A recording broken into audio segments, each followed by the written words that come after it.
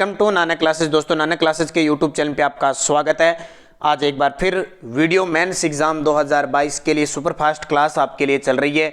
कभी कला संस्कृति, कभी ज्योग्राफी, हर एक टॉपिक से संबंधित और करंट अफेयर्स की क्लास भी आपको लगातार मिल रही है। तो आज हम बात कर देंगे कुछ मुख्य महत्वपूर्ण करंट अफेयर्स की क्लास, राष्ट्रीय, अंतर्राष्ट्रीय और राजस्थान के संदर्भ में मुख्य जो क्वेश्चन जो बनते हैं, क्योंकि एग्जाम की दृष्टि से बहुत इंपॉर्टेंट है, वो हम चर्चा कर रहे हैं। देखिए, पहला क्वेश्चन देखिए, मैं ज्यादा आपका टाइम जाया नहीं करूंगा, आप वीडियो को लाइक करें, शेयर करें और मुख्य चर्चा तथ्य के साथ मैं बात करूंगा।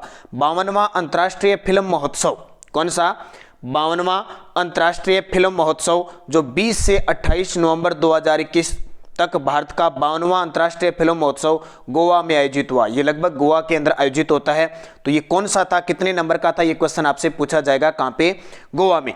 महोत्सव में अभिनेत्री और सांसद हेमा मालिनी को वर्ष 2021 का भारतीय फिल्म व्यक्तित्व यानी Indian film personality of the year award से केंद्रीय प्रसारण, सूचना व प्रसारण मंत्री अनुराग ठाकुर के द्वारा सम्मानित किया गया। इंपॉर्टेंट क्या चीजें याद करने वाली है, मैं आपको मुख्य बताऊंगा कि भारत का 52वां अंतर्राष्ट्रीय फिल्म महोत्सव कहां संपन्न हुआ? गोवा में। उसके अंदर अभिनेत्री हेमा मालिनी का आपने नाम सुना है, सांसद भी है वर्तमान में। उनको भारतीय फिल्म व्यक्तित्व यानी Indian film personality of the year award से सम्मानित किया। अब यहां से एक क्वेश्चन और बन गया कि राजस्थान के सूचना व प्रसारण मंत्री कौन है? अनुराग ठाकुर, और देश के खेल मंत्री भी हैं। इसके अलावा आपको और याद क्या करना है? मुख्य में इसके अंदर जो मुख्य होगी वही बताऊंगा, ज्यादा आपको पढ़ने की जरूरत नहीं, बस इतनी चीज है। इसके अलावा देखिए, दिल्ली का सदर बाजार थाना भारत का सर्वश्रेष्ठ पुलिस स्टेशन बना। दिल्ली का सदर बाजार थाना भारत का सर्वश्रेष्ठ पुलिस स्टेशन बना।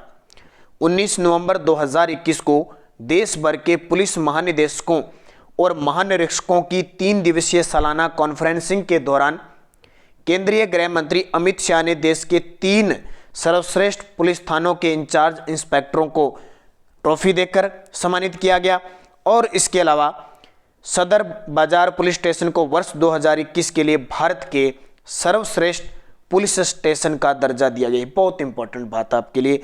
गृह मंत्री ने सदर बाजार थाने के SHO कन्हैया कुमार यादव के हाथों सर्वश्रेष्ठ पुलिस स्टेशन की ट्रॉफी दी।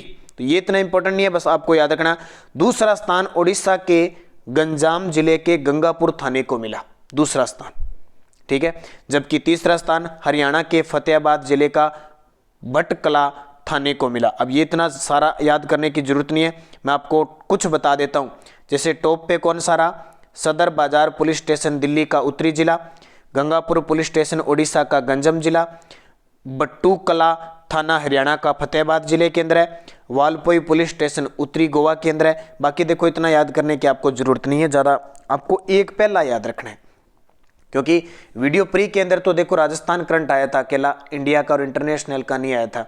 लेकिन आपका जो सिलेबस है उसमें ये बात लिख रखी है अंतर्राष्ट्रीय, राष्ट्रीय और प्रादेशिक, तो तीनों ही हमें पढ़ने पड़ेंगे। इसलिए हर एक मजबूत चीज को हम पढ़ के जाना पड़ेगा, क्योंकि बूंद बूंद से घड़ा भरता है। एक एक क्वेश्चन हमारे लिए इंपॉर्टेंट है, क्योंकि हमें लगना ग्राम सेवक है, ग्राम विकास अधिकारी। वीडियो हमें लगना है तो लगना है, उसके लिए चाहे हमें कुछ भी करना पड़ जाए। बस इस टारगेट को लेकर ही मैं आपके लिए क्लासें दे रहा हूं। सुपरफास्ट, निरंतर, बिना किसी बात के ये क्लास है। देखिए, PM नरेंद्र मोदी ने विवादास्पद कृषि कानूनों को रद्द करने की घोषणा कर दी है, आपको पता है।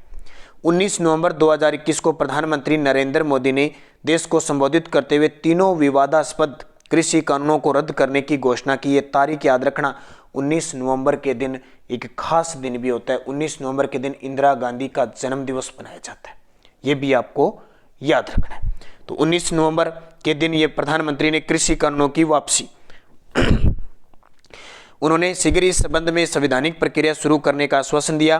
तीनों कृषि कानूनों में पहला कानून था कृषि उपज व्यापार और वाणिज्य संवर्धन और सरलीकरण अधिनियम 2020। पहला अधिनियम किसानों के लिए अधिसूचित कृषि उत्पाद बाजार समिति मंडियों के बाहर कृषि बिक्री और विपणन खोलने के उद्देश्य से पारित किया गया था। यह अधिनियम अंतर राज्य व्यापार की बाधाओं को दूर करता है और साथ ही कृषि उपज के इलेक्ट्रॉनिक व्यापार के लिए एक रूपरेखा प्रदान करता है। कौन सा? कृषि उपज व्यापार और वाणिज्य अधिनियम। यह अधिनियम सरकार द्वारा नियंत्रित मंडियों के एकाधिकार को तोड़ने का प्रयास करता है और किसानों को अपनी उपज सीधे निजी खरीदारों को बेचने की अनुमति देता है। दूसरा कानून कौन सा था? दूसरा कानून था मूल्य आश्वासन और कृषि सेवा पर किसान यानी सशक्तिकरण और संरक्षण समझौता अधिनियम 2020। यह अधिनियम अनुबंध खेती के लिए एक राष्ट्रीय ढांचा तैयार करता है। यह किसानों को कंपनियों के साथ लिखित अनुबंध करने और उनके लिए उत्पादन करने हेतु एक कानूनी ढांचा प्रदान करता है। और तीसरा कानून आवश्यक वस्तु यानी संशोधन अधिनियम 2020। यह अधिनियम आवश्यक वस्तुओं की सूची से दाल, अनाज, खाद्य तेल, तिलहन, प्याज और आलू को हटा देता है। यह इन खाद्य वस्तुओं के उत्पादन, संचलन, भंडारण और वितरण को नियंत्रण मुक्त करने का प्रयास करता है। तो ये तीनों कानून थे और ये ध्यान रखना, इन तीनों नए कृषि कानूनों को 17 सितंबर 2020 को लोकसभा से और 20 सितंबर 2020 को राज्यसभा से पास करवाया गया था। इसके बाद से लगातार किसान संगठनों की तरफ से विरोध हो रहा था, इन कानूनों को वापस लेने की मांग की जा रही थी। तो 19 नवंबर 2021 को वापस ले लिए। 17 सितंबर 2020 और 20 सितंबर 2020 को क्रमशः लोकसभा और राज्यसभा में पास हुए। तो ये चीज़ आपको याद रखनी है, कितना घोर विरोध लगातार पिछले 1 साल से हो रहा था और अब प्रधानमंत्री जी ने फिर इसको वापस ले लिया। तो ये हमारे लिए इंपॉर्टेंट है। फिर देखिए, भारत का पहला डिजिटल खाद्य संग्रहालय लॉन्च 15 नवंबर 2021 को केंद्रीय मंत्री पीयूष गोयल ने तमिलनाडु के तंजावुर में भारत का पहला डिजिटल खाद्य संग्रहालय लॉन्च किया। ध्यान रखना, तमिलनाडु के तंजावुर में पहला डिजिटल खाद्य संग्रहालय लॉन्च किया। बस ज़्यादा इसको आपको याद करने की जरूरत नहीं, इतना याद कर लेना, इंपॉर्टेंट है। फिर देखिए, 15 नवंबर जनजातीय गौरव दिवस के रूप में घोषित। अब ये याद रखना, नया दिवस हो गया जनजातीय गौरव दिवस। 15 नवंबर को क्या बनाया जाएगा? जनजातीय गौरव दिवस।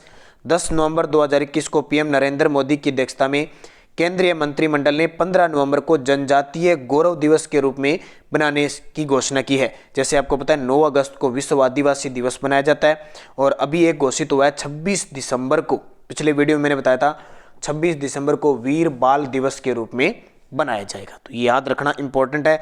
15 नवंबर को बिरसा मुंडा की जयंती आती है, जिन्हें पूरे भारत में आदिवासी समुदायों द्वारा भगवान माना जाता है। फिर देखिए, मुख्य बता रहा हूं, देखिए इंपॉर्टेंट है जो ई अमृत पोर्टल का संबंध किससे, ये क्वेश्चन आपके लिए इंपॉर्टेंट है। 10 नवंबर 2021 को भारत ने ई अमृत पोर्टल नामक एक इलेक्ट्रॉनिक वाहन जागरूकता वेब पोर्टल यूनाइटेड किंगडम के ग्लासगो में COP26 समिट के दौरान लॉन्च किया।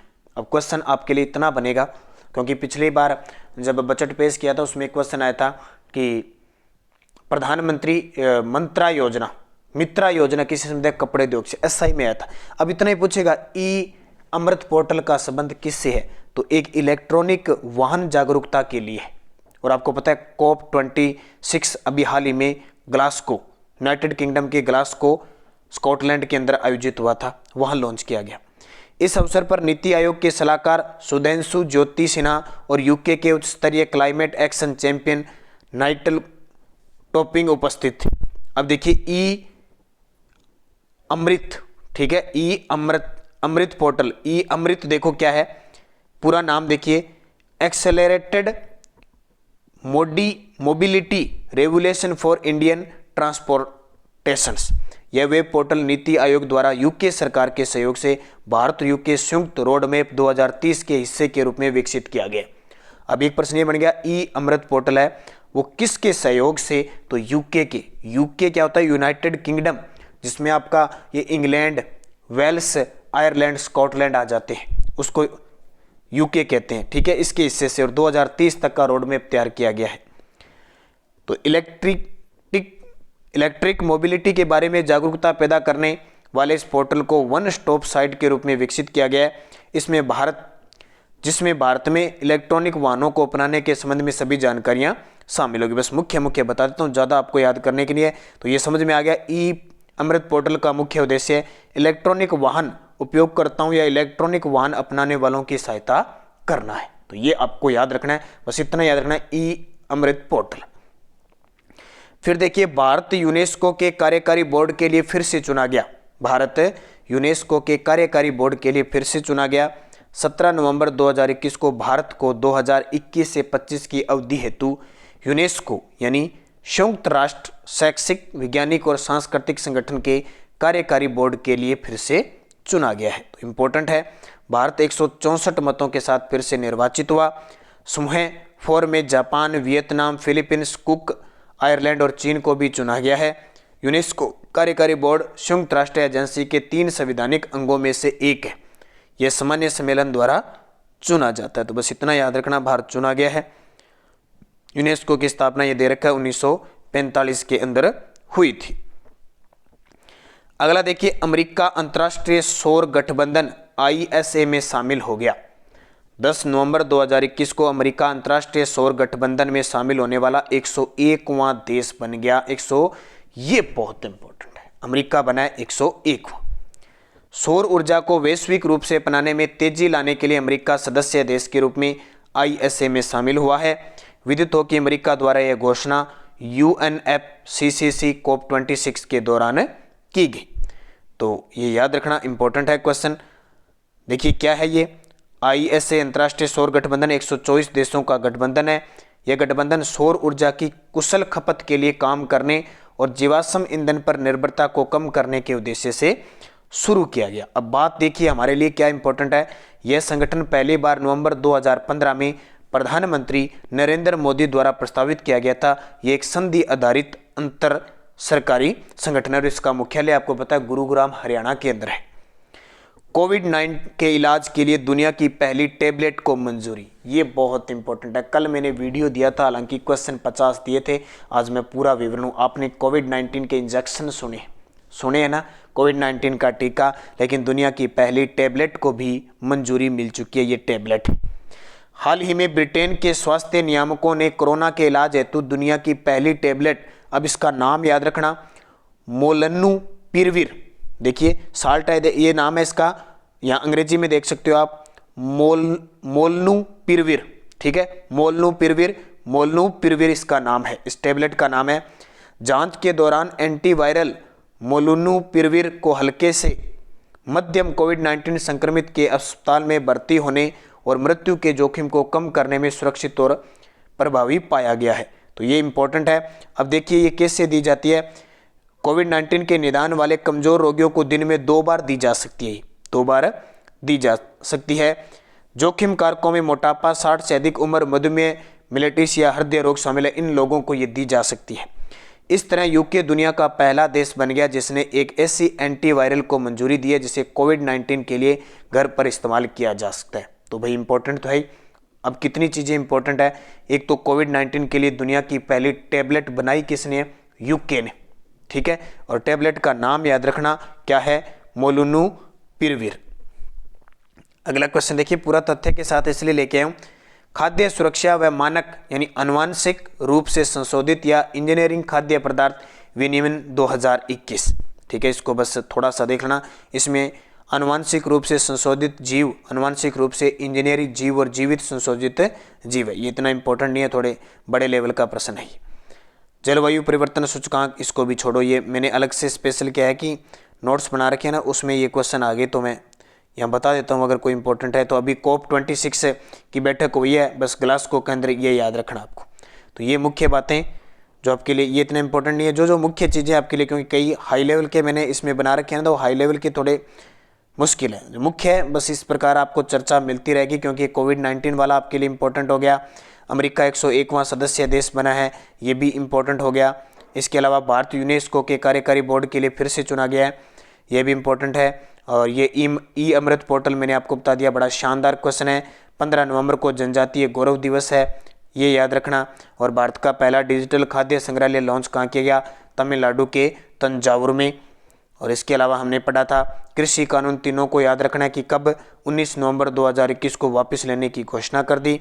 और टॉप में देश का टॉप पुलिस स्टेशन माना गया सदर बाजार थाना दिल्ली का। और एक क्वेश्चन हमने पढ़ा था कि 52वां अंतर्राष्ट्रीय फिल्म महोत्सव कहाँ पे, गोवा में हुआ। तो इस प्रकार की लगातार आपको क्लासें मिल रही है। इस प्रकार की क्लासें लेने के लिए ज्वाइन कीजिए हमारे इस नानक क्लासेस चैनल को और निरंतर अध्ययन कीजिए। धन्यवाद। जय हिंद, जय भारत।